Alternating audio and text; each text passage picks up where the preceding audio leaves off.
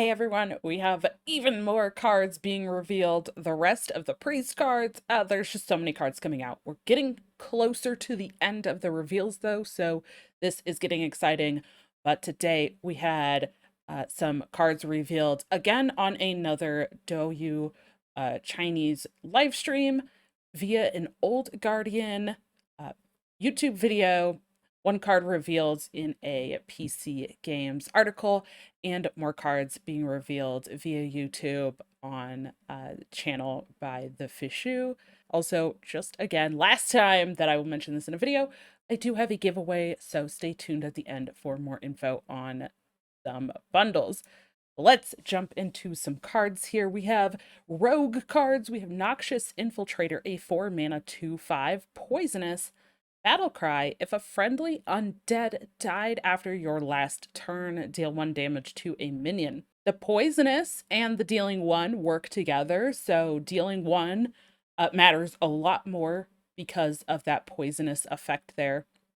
It is just a battle cry though, so you're really only going to get it once unless you like shadow step this back to your hand, play it again, which you certainly could do in Rogue. I'm not sure how I see this one. Like, my instinct is that I don't feel like this card is all that great. Like the poisonous and getting to kind of deal damage and kill something off because that poison seems really cool.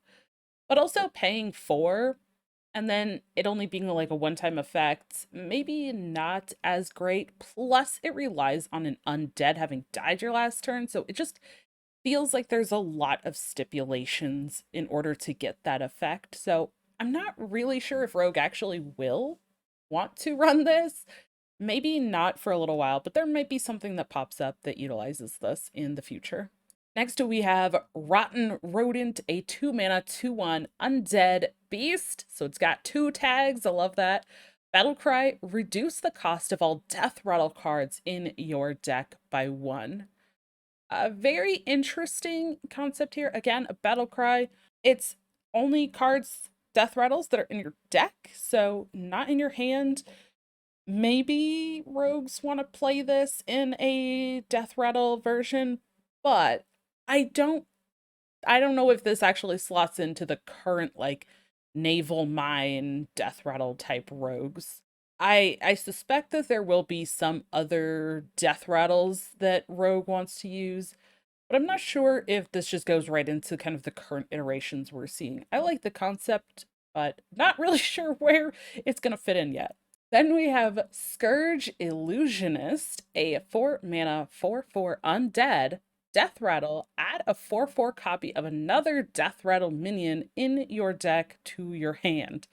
It costs 4 less. Okay, so here is a death rattle that you might want to put into that death rattle along with the rodent. But also at the same time, you're still needing to have more death rattles than just this. But overall, you get this 4/4 and it dies. You put a 4/4 of something else into from your deck into your hand. So you're getting it to your hand immediately, and then it costs 4 less. So if it's another copy of like maybe the second illusionist, it's going to be free. Other cards, still could be very cheap with it costing 4 less. Seems good, but you still need a payoff. Now looking at the priest cards, we have High Cultist Basilisk, this is another legendary 5 mana 3/5 battle cry. Resurrect all friendly undead that died after your last turn. Could be very powerful, create a huge board. You do need to kind of set this up a little bit though. And this being 5 cost, I mean, maybe you're playing it later in the game, but if you want to play it kind of mid-game, it does mean that you will have to kind of set up some early stuff ahead of time. But honestly, I mean, even getting to resurrect like 2 things could still be really good because you're getting a 3/5 plus a couple other bodies. I think this still is actually pretty valuable. And yes, they are undead, but you're still getting the stats with it. And I mean, even in the past, things that haven't been necessarily like the greatest stats, but produce multiple bodies, We have seen get a lot of value and get a lot of use. So I would imagine that there is something that actually utilizes this. For me, it's going to be which undead people are wanting to actually like play and how that kind of comes together. So very curious to see, but overall I like this card and I definitely want to test it. I think honestly even something with like kind of the more aggressive shadow priest that we've seen, if you just manage to have a couple of undead in that, this could slot right in. And then we have Grave Digging, a 4-mana shadow spell. Draw 2 cards, costs 1 less if a friendly undead died after your last turn. Okay, so again, this is, something maybe you put into that shadow, like in a more aggressive shadow deck. Drawing cards is huge in something like that, because especially with the shadow stuff, a lot of the draw mechanics are holy for priest. So giving a draw mechanic to a shadow spell, I think, is actually pretty significant for priest here. So it's not necessarily drawing minions specifically, which I think you would definitely prefer, but just drawing 2 cards in general seems very good. We have Haunting Nightmare, a 3-mana 3/3 undead with a death rattle. Haunt a card in your hand. When you play it, summon a 3/3 soldier. So that 3/3, it's just a plain 3/3. There's nothing special about that. But this is kind of a cool effect that, it's just going to be put on the death rattle that's just going to haunt a random card in your hand. And then when you play that specific card, I think that alone is going to create some really interesting decision making during games. Um, Depending on like how the deck is built, if you build a pretty like low curve type of deck and you're playing this, it might not be as impactful. But if you're playing more of like a mid range or even, I don't know, playing something where you just want this effect, and it goes on to a higher cost card, you have to decide, do you want to go in on that high cost card and also get your 3/3 out of it? Or do you just ignore the fact that that card has a 3/3 because you don't want to use that card for a while? So could create some really interesting decisions. Then we have Bone Collar, a 4-mana 2/4 taunt, and Death Rattle, resurrect a friendly undead that died this game. Pretty interesting. Again, Death Rattle, and it's resurrecting some undead, so maybe there's some sort of like undead stuff that you can do. Again, not quite sure exactly which undead things you will want to play. I think the last one that we just saw would be a good candidate for this specifically.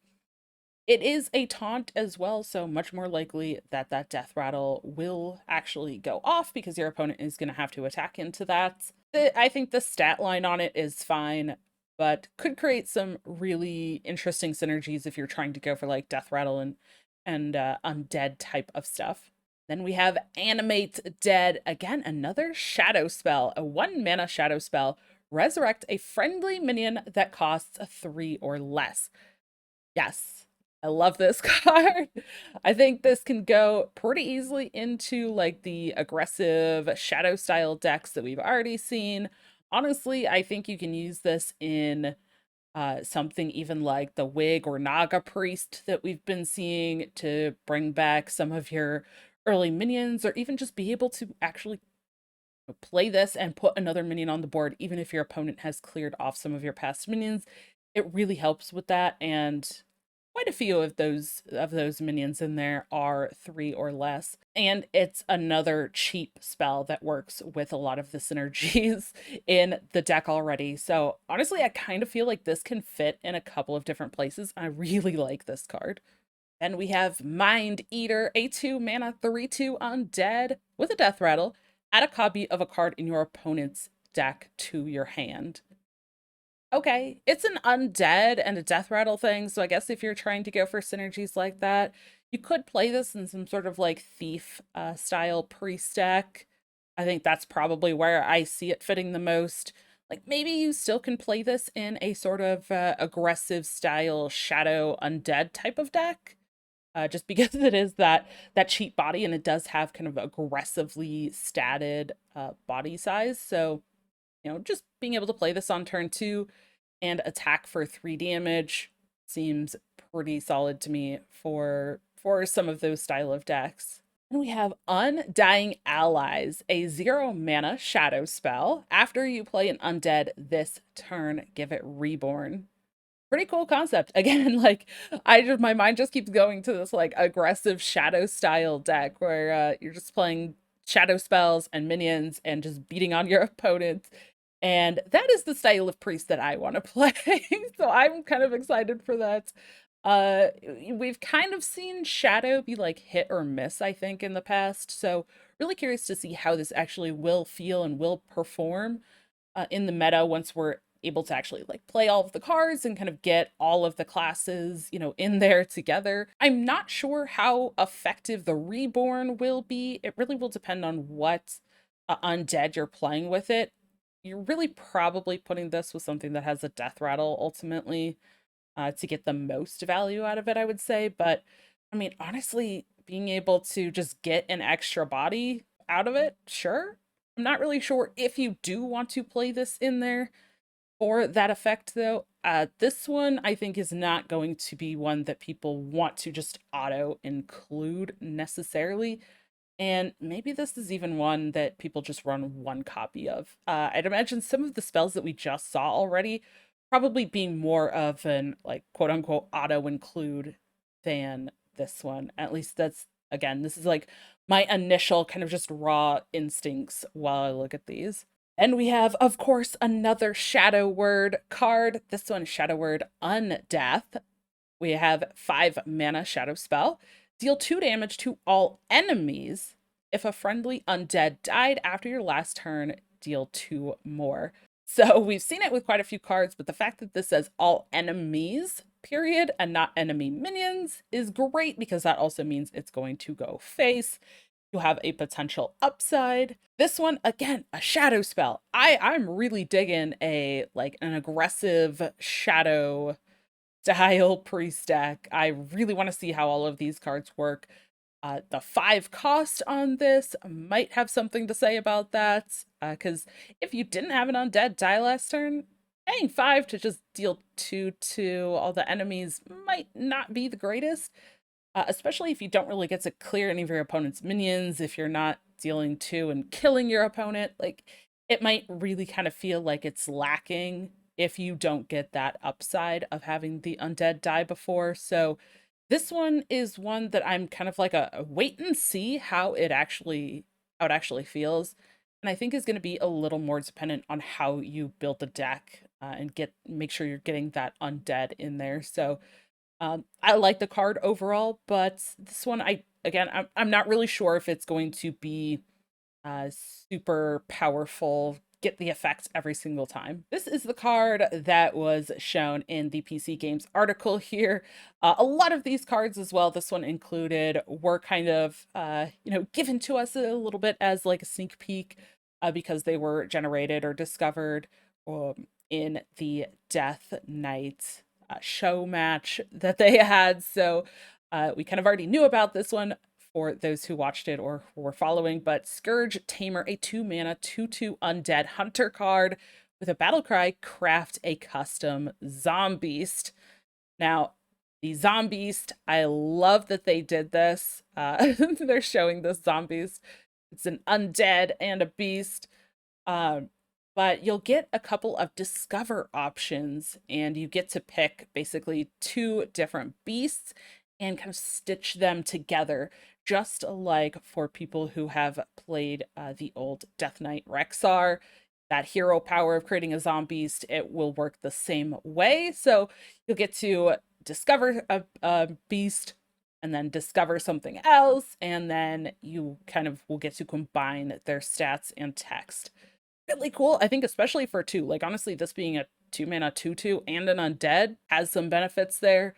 Then you're getting to create a custom beast, which you can kind of fit to the scenario. So this card honestly feels like it will see play. You can drop it on turn 2. It will have some sort of benefit later in the game if you draw it. You'll likely have the mana to then play whatever you create. So this card seems really cool. Then we have this Keen Eye Spotter, a 3 mana 3/4. Whenever your hero attacks a minion, set its health to 1. Kind of interesting. Hunter, this kind of puts some of Hunter's previous tools into one card. The thing that I don't like about this is, for one thing, you have to have this on the board to get the effect. And the second thing is that a lot of times Hunter doesn't necessarily want to be hitting into minions. Now, you can take advantage of this to try to kill off, a large minion on your opponent's side and then, get to keep your minions on board. Using your health as a resource is definitely something that can be very good. But also on that note, Hunter doesn't have ways to make up that healing. So, other classes that really utilize their health as a resource also generally have ways to either then follow up with a ton of damage, maybe Hunter does, or they have ways of healing back up or, regaining that health. Hunter doesn't. So I'm really kind of intrigued on this one. My instinct with this is that I don't think this is really all that great, except for in like very specific scenarios. Not really sold on this one. Now we look at this legendary. Okay, let's talk about this. Hope of Kel'Thuz's 6 mana weapon, 4 attack, 2 durability. After your hero attacks, give your minions +1/+1 wherever they are. So if it's in your hand, if it's on the board, if it's in the deck, doesn't matter, it will get the buff. Seems really, really good. It's also for attack. We've seen even in fairly recently, we've seen Hunter weapons that have 4 attack get nudged down a little bit and only have 3 attack. But this one does cost 6, and it only has 2 durability, so ultimately you're really only going to get +2/+2. Is that really impactful enough at 6 mana to make this incredibly overpowered? I don't think so. I think this is a very strong card and the effect is really cool because it's wherever they are, they will get the buff, but it also feels slightly slow. Maybe the 1/1, or even if you can hit twice with this, might end up being a little inconsequential. So I, I don't know. I want to like this card, but this is one that I want to see in action. Also, since it's a legendary, you only get 1 copy, which, I mean, makes sense, but that also means you're probably less likely to actually get it in games. I don't know. And then our last card is Shock Spitter, a 2 mana 2/2 beast. Deal 1 damage. Improved by your hero attacks this game. So the more that you attack, the higher this damage is going to do. It is a battle cry, and you get to pick where the damage goes. It just says deal that damage, so you could send it to your opponent's face.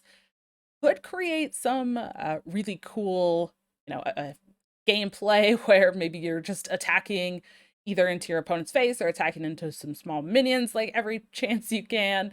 And then you get to send this battle cry into your opponent's face for like 8 or 9 damage and end the game for this 2 mana. Could be really cool. Also, this requires you to attack a lot if you want more and more value from it. Maybe not the easiest or, most consistent thing for Hunter to do. I think as a Demon Hunter card, this would be absolutely amazing, right? You would love to play this as Demon Hunter, where you probably already are really attacking a lot, and you could have things that give you additional attacks. Hunter doesn't really have that. It's going to be really interesting to see if people want to try this. Does that mean they're kind of playing just a bunch of weapons? And if so, I mean, are they just kind of putting in a bunch of weapons that aren't really all that great, that they're just going to be trying to attack every turn? Are they going to be attacking into minions and again really using their health and potentially just creating a losing game because they can't heal back up? I don't know. This card is very, very interesting. I think in other classes this would be an absolutely fantastic card. In Hunter, I'm really unsure. Maybe you're playing the wild seeds and you get to generate the stag and get the weapon. Is the putting this into your deck to be able to deal some damage based on how often you get to attack as a hunter going to be worth it? I'm not sure yet. I am leaning towards no. I love looking at these cards because maybe I'm totally off base. Let me know what you think in the comments below. Do you think that's going to be powerful? I don't know. I love hearing what people think. We all have varying opinions and different play styles, and I always love hearing it. So thank you to everyone who does comment. I love checking those out. And you know what else is great to check out is this giveaway. This is the last time I will be promoting this. So last chance, get in on this giveaway here. It ends on November 23rd, Wednesday, November 23rd at 8 p.m. Mountain Time. And shortly after that, I will be announcing and emailing the winners. So thank you to Blizzard for giving me those bundles to give away. It's always very, very appreciated. And thank you, everyone who has been entering that. Good luck to you all. And you know what? If you haven't already, let's take another look back at the Death Knight reveal because we are getting closer and closer, and I cannot wait to get my hands on some of that and build some Death Knight decks. So if you haven't already, go ahead and click on that video next. Check out my thoughts on Death Knights, and I'll see you in the next one.